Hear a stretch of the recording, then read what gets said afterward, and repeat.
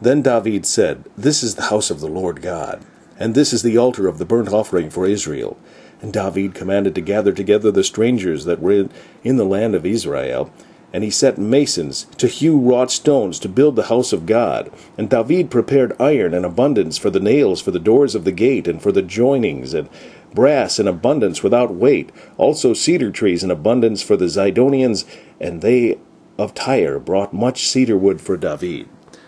And David said, Solomon my son is young and tender, and the house that is to be builded for the Lord must be exceedingly magnifical, of fame and of glory throughout all countries. I will therefore now make preparation for it. So David prepared abundantly before his death. Then he called for Solomon his son, and charged him to build an house for the Lord God of Israel.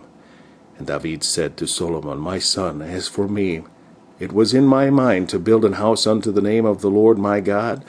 But the word of the Lord came to me, saying, Thou hast shed blood abundantly, and hast made great wars. Thou shalt not build an house unto my name, because thou hast shed much blood upon the earth in my sight.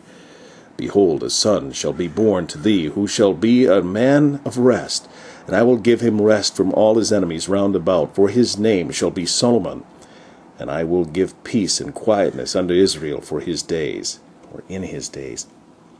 He shall build an house for my name, and he shall be my son, and I will be his father, and I will establish the throne of his kingdom over Israel forever.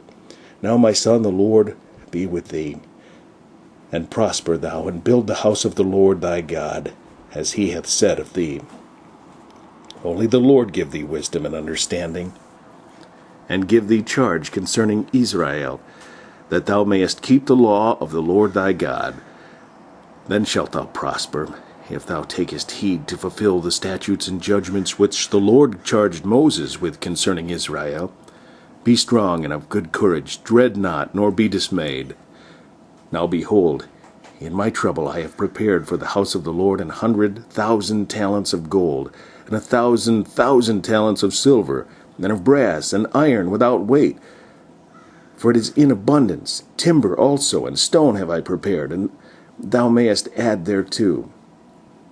Moreover, there are workmen with thee in abundance, hewers and workers of stone and timber, and all manner of cunning men for every manner of work. Of the gold, the silver, and the brass, and the iron, there is no number. Arise, therefore, and be doing, and the Lord be with thee.